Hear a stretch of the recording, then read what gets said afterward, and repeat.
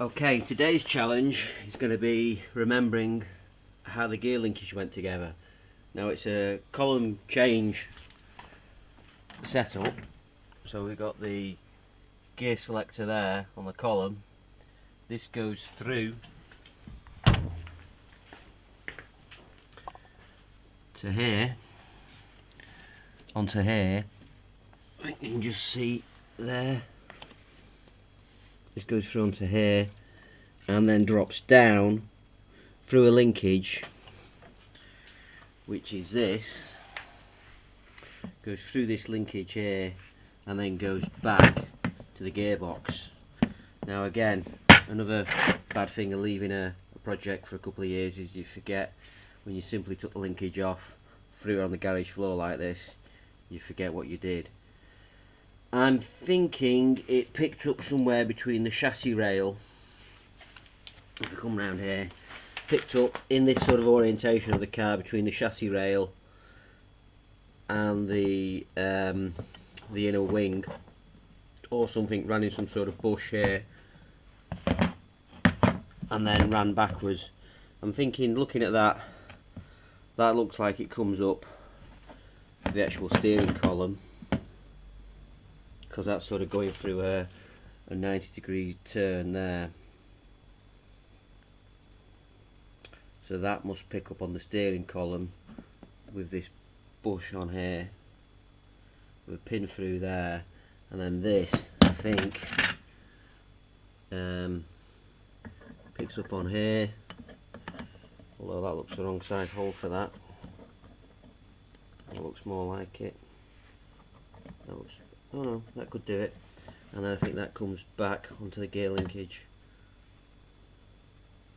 Or maybe that's dropping down onto that, that could be even that. Anyway, might have to do a bit of googling and look how that goes together.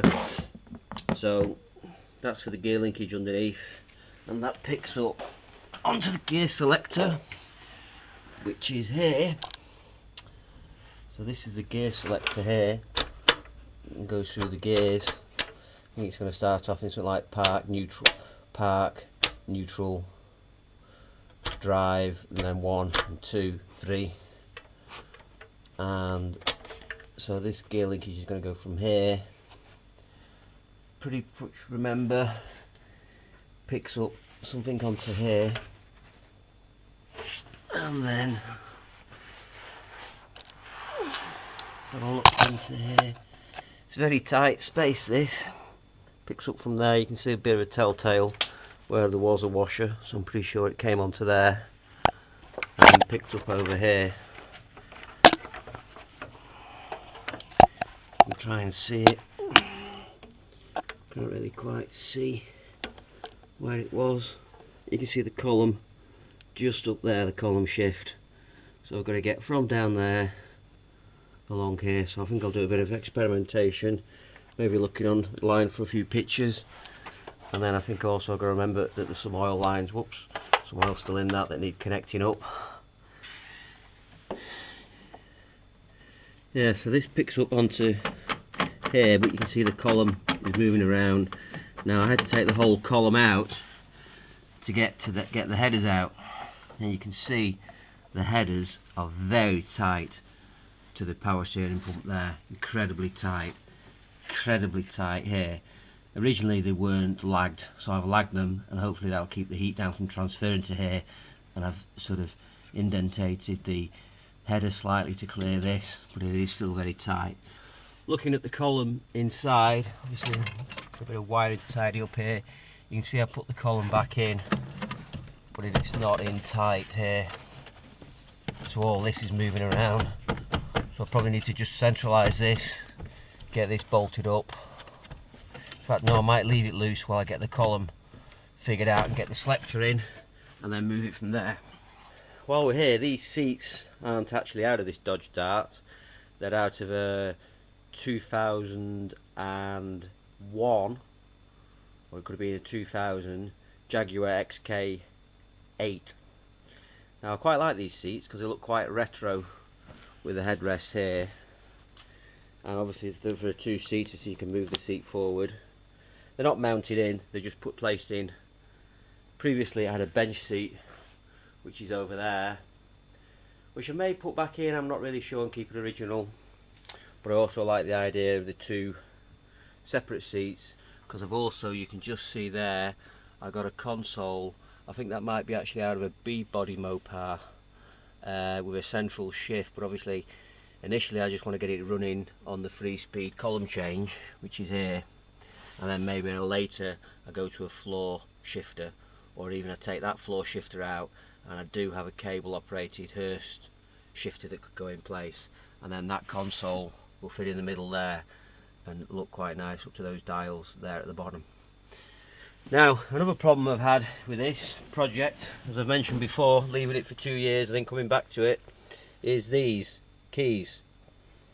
Obviously, to get the selector to work, you need keys in the ignition. Could I find these? No. So a day of looking, I found the keys now. So, put the keys in. Can't remember which key it is. It's not that one. No, it's that one there. So I can now, to engage it in the gear, you've just got to pull the lever.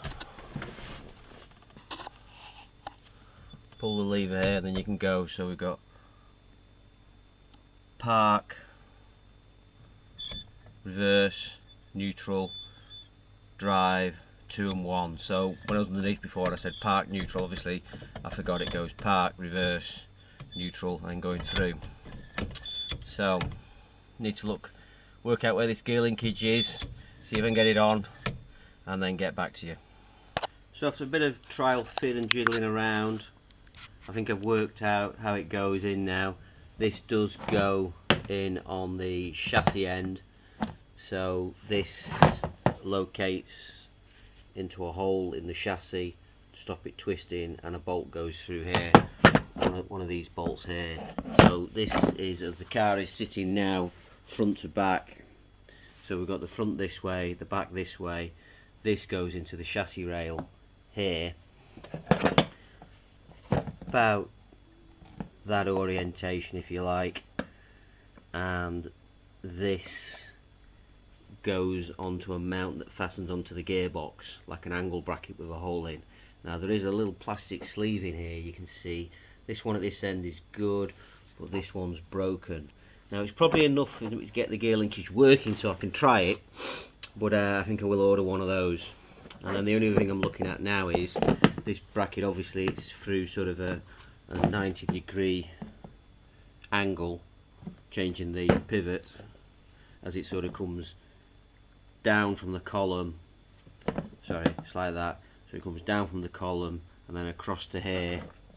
So this will go like this here, up to the column, or it may be, well, it may be that way round. I think it was that way around, like that. Let me just go a bit further back. I think it was that way around, up to the column. So that moves up and down with the column. That pushes this up and down like that, which will then move this linkage here, which goes through there like that. I'm pretty sure it's something like that. Hang on, I need to think about that. That one's that way around. Yeah, I think it's like that, and then that will move the selector, which was the pivot here on the gear lever, backwards and forwards. So there's a lot of little pivot points, and there's a lot of areas where you can get a bit of play in here, and if there's a bit of play in here, it's all going to end up a sloppy gear linkage. We probably just need to take a good look at these. Sometimes you get a bit of a groove worn in here, or you look at it and there's a bit of a flat on it, and that will then create play in the hole here. So you can see that's quite good actually. Let me just get a bit better light on this. You can see that's quite good, that there's not much play in there. But again, sometimes you get this, you can just see there, just on the edge, there's a slight little bit of, let me just get something to point at it, a slight bit of wear just on that edge there, and if that elongated more, this pivot could move up and down, and it makes a huge difference to the lever inside with the play. But I reckon we'll probably get away with that, at least for a trial, to make sure I've got gears and just to drive it again. So now I've got to try and work it out to get this in place. So I'm going to have a wrestle all this and then we'll come back.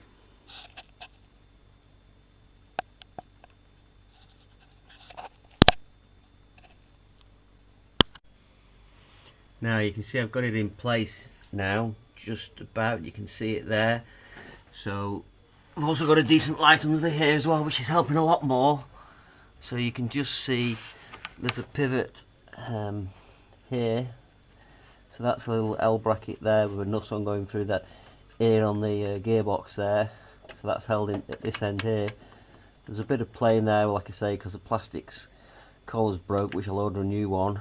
And then it goes through there onto this side here, which if I come down here, I think you can see just, if I bring the light round here a little bit, there you can just see it picks up there on the chassis rail. So it goes into a hole in the chassis rail and a bolt that holds it in, and then that allows the whole mechanism, this end of the mechanism here, to go up to the gear linkage, and the whole thing will pivot like this. So this one is coming down from the gearbox, and then this is transferred from a sort of an up-down movement here on the column to a longitudinal or horizontal, sorry, let's rephrase that. This is going to be changed from a vertical movement up and down from the gear lever to a horizontal movement here, picking up on between this tab here on the gearbox and this one here. So this is where this shorter linkage is going to go in, and I'm assuming it's something along the lines of this. Let's just get this into place.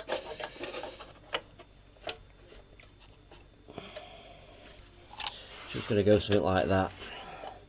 Again, the holes are looking pretty good, there's not a lot of wear in them, so I'm fine. There's just a little bit of rounding off.